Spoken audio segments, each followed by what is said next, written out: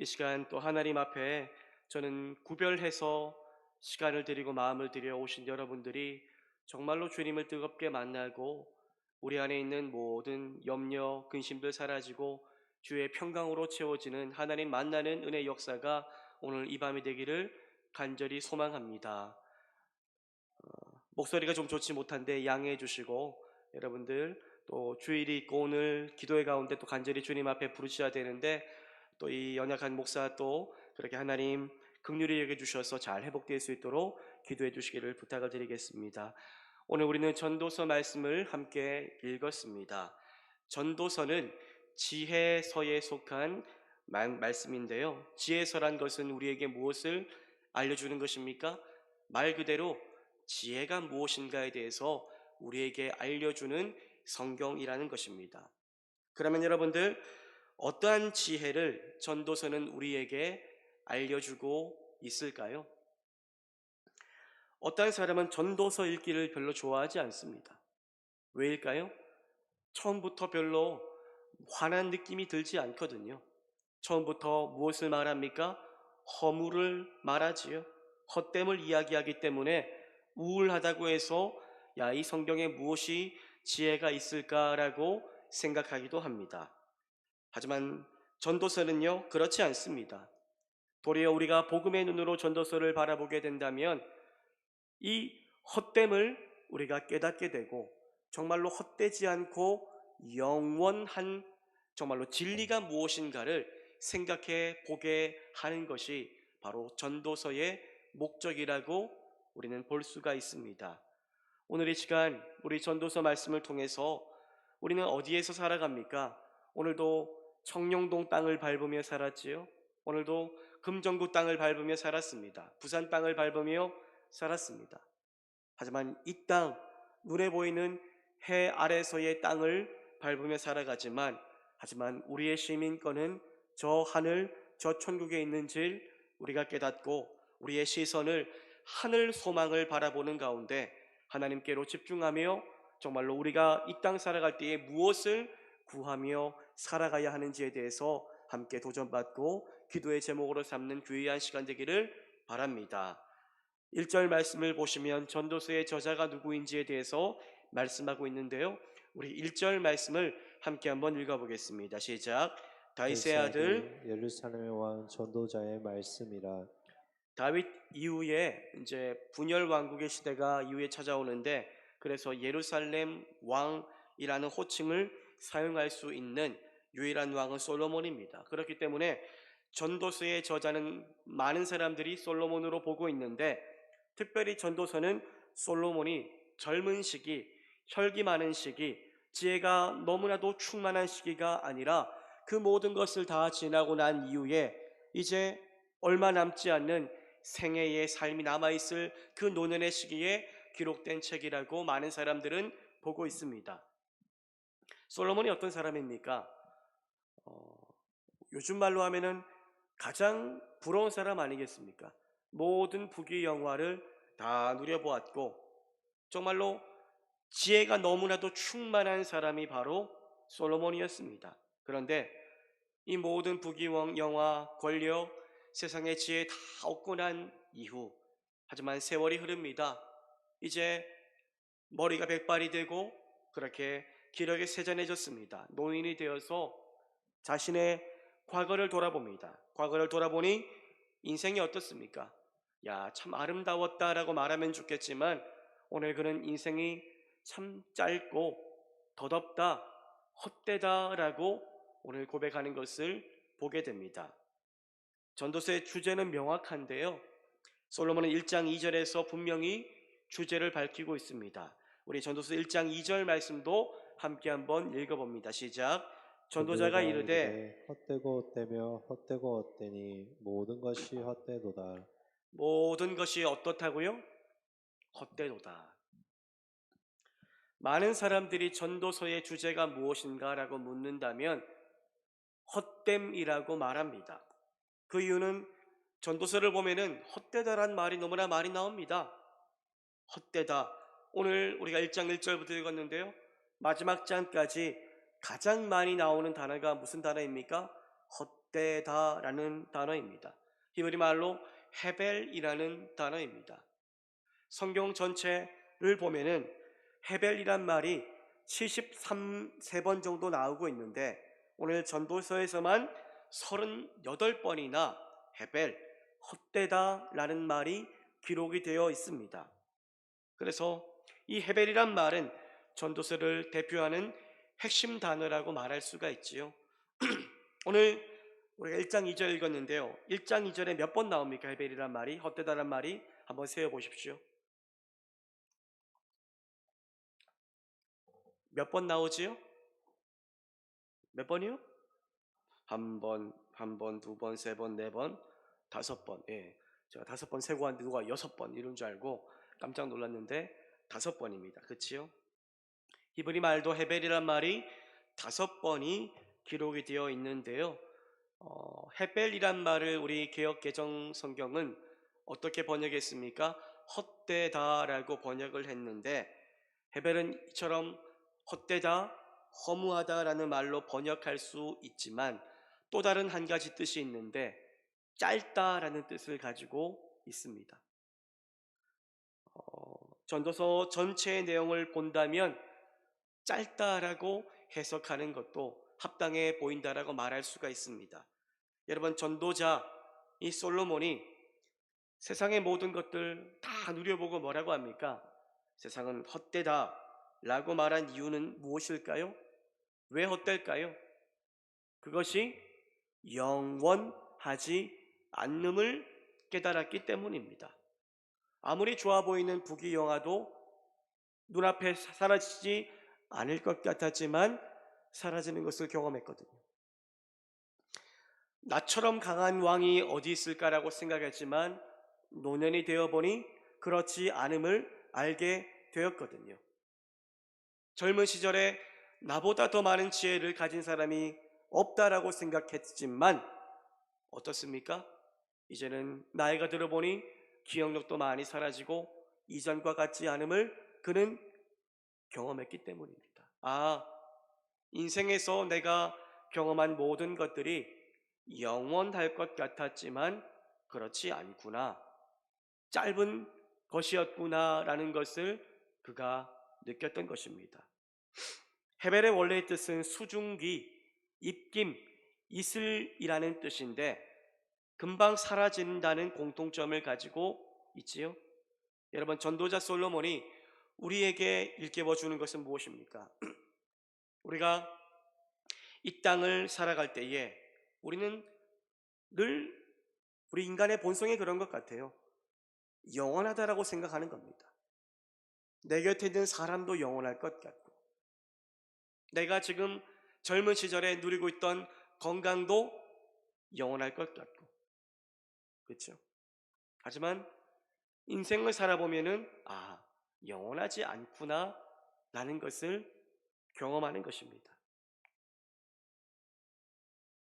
계속 있을 줄 알았던 모든 것들이 사실은 수증기처럼 입김 한번 불면은 나타나지만 금세 사라지지 않습니까? 입김처럼 아침에 이슬처럼 순식간에 금세 짧게 있다가 사라져 버릴 것들이기 때문에 여기에 내 인생을 거는 것은 허무한 것이구나 라는 것을 솔로몬은 깨닫습니다. 즉 이 땅에 영원한 것이 없기 때문에 이 땅에는 완전한 소망이 없다는 겁니다. 그래서 전도서 1장 2절을 이렇게 번역하면 의미가 더 명확해집니다. 전도자가 이르되 인생은 짧고 짧으며 짧으니 모든 것이 쉬이 사라지는 것들이다. 많은 사람들이 여러분들 영원하지 않은 것이 영원할 것이라고 생각하며 살다가 후회를 합니다. 지금 내가 누리고 있는 이 위치가 영원할 줄 알고 살아갑니다. 지금 내가 바라보고 있는 이 자녀들을 영원히 볼 것처럼 살아갑니다. 하지만 영원한 것이 결코 없습니다. 이처럼 전도자는 이 세상에 존재하는 모든 것들은 영원하지 않기 때문에 내게 잠시 왔다가 사라질 것들이기 때문에 이것이 내 인생을 구원해 줄 것처럼 인정하고 붙들고 의지하며 살아가는 것은 어리석은 일이다 라고 우리에게 말해주고 있습니다. 여러분, 그렇다면 우리는 이 헤벨, 헛된 것, 허무한 것, 짧은 것을 붙잡지 않고 이 세상에 있는 것은 다 짧은 것입니다. 다 영원하지 않은 것입니다. 그래서 성경은 이 세상에 우리가 붙들고 의지하며 살아갈 것이 없다라고 말합니다. 그렇다면 우리는 무엇을 붙잡고 살아가야 될까요? 헤벨이라는 히브리 단어와 함께 기억해야 될 단어가 올람이란 말이 있는데요. 이 말은 헤벨과는 반대로 영원이란 뜻을 가지고 있습니다. 영원. 전도자는 참된 지혜자는 무엇이 짧게 지나가는 것이고 무엇이 내 삶에 영원한 안정감이 되는지를 아는 자가 진정한 지혜자다라고 우리에게 말하고 있습니다. 전도자 솔로몬은 전도서 1장부터 12장까지 일관된 이야기를 합니다. 무엇을요? 무엇이 잠깐 있다가 사라질 헤벨이고 무엇이 우리에게 영원한 소망이 될 올람인가를 계속해서 알려주고자 우리 가운데 계속 반복해서 말하고 있는 것입니다. 오늘 솔로몬의 의도는 명확합니다. 눈앞에 사라질 것들, 당장 내게 유익이 되고 힘이 되는 것들, 그것들 붙들고 살지 말고 영원한 것, 그것 붙잡고 살아가는 것입니다. 지금 우리가 붙들고 있는 것이 잠깐 후면 사라질 것들인지 아니면 영원히 사라지지 않는 것인지를 생각하고 신중하게 결정하며 살아갈 수 있어야 한다는 것입니다. 오늘 우리가 읽은 본문인 전도서 1장 1절부터 11절까지를 읽었는데요. 무엇이 헤벨이고 무엇이 올람인지에 대해서 명확하게 표현하고 있는 것이 있는데 무엇입니까? 바로 해 아래라는 단어입니다. 해 아래. 우리 3절 말씀인데요. 3절 말씀도 함께 한번 읽어보도록 하겠습니다. 읽겠습니다. 시작. 해 아래에서 수고하는 모든 수고가 사람에게 무엇이 유익한가? 해 아래에서 수고하는 모든 수고가 사람에게 무엇이 유익한가? 유익하다는 것입니까? 유익하지 않다는 것입니다. 세상에는 두 종류의 사람이 있습니다.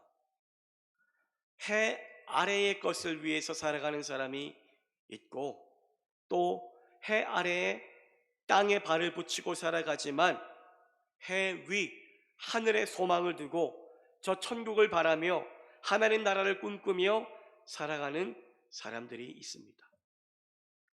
그리스도인은 여러분들 어떠한 사람일까요?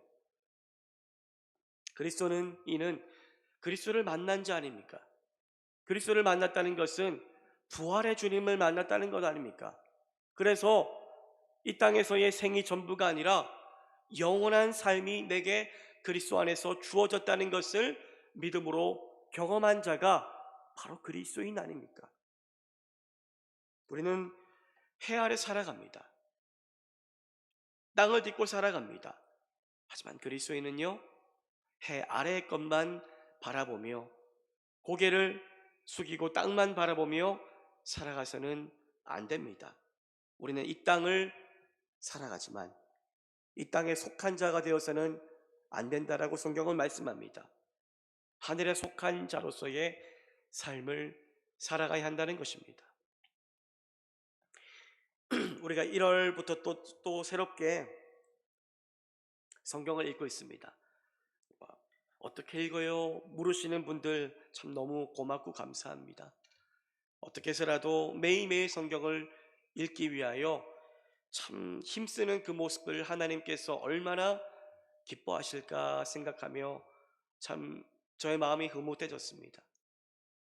근데 왜 우리가 말씀을 읽습니까? 말씀을 왜 맥체인 성경을 따라 4장씩 읽으라고 하는 걸까요? 그저 성경 지식을 많이 알기 위해서요?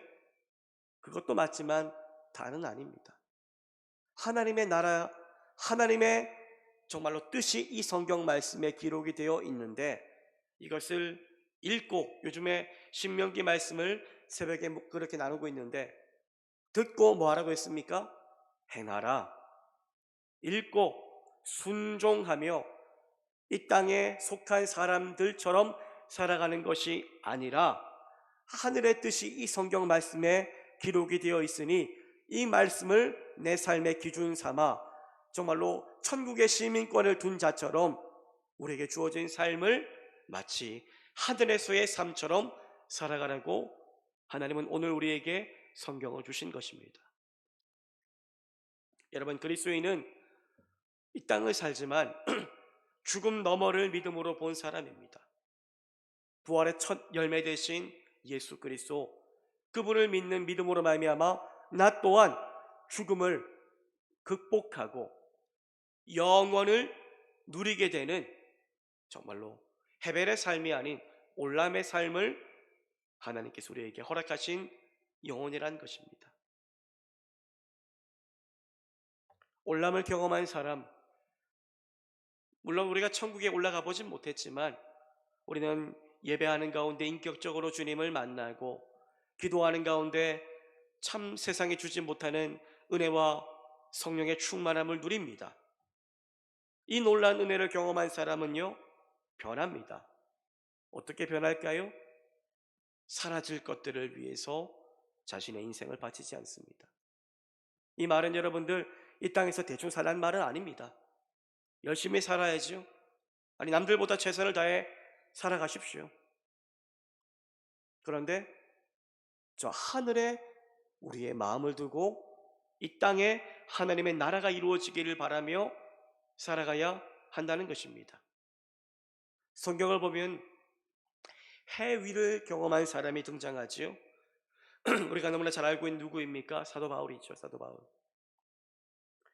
고린도후서 12장을 보면요, 사도 바울은 어디를 다녀왔다라고 말하고 있습니까? 셋째 하늘, 예전에 삼층천이라고 얘기하는데 셋째 하늘을 다녀왔다라고 말하고 있습니다. 하나님의 나라를 그렇게 경험하도록 주님께서 인도해 주셨던 것입니다. 고린도후서 12장 4절인데요. 12장 4절 말씀을 우리 함께 한번 읽어보겠습니다. 시작. 그가 그가 낙원으로 낙원으로 이끌려가서 이끌려가서 말로 표현할 수 없는 말을 들었으니 사람이 가히 이르지 못할 말이로다. 아멘. 낙원으로 이끌려 갔다라고 말씀하고 있지요. 거기에서 말로 표현할 수 없는 말을 들었다라고 이야기합니다. 사람의 말로 표현할 수 없는 천국을 경험하고 주님은 또 뜻이 있어서 다시 그를 이 땅 가운데 살리사 하늘 아래로 내려오게 하셨습니다. 하늘 위를 다녀온 뒤에 그는 이게 영원한 것이구나 라는 것을 깨달았을 것입니다.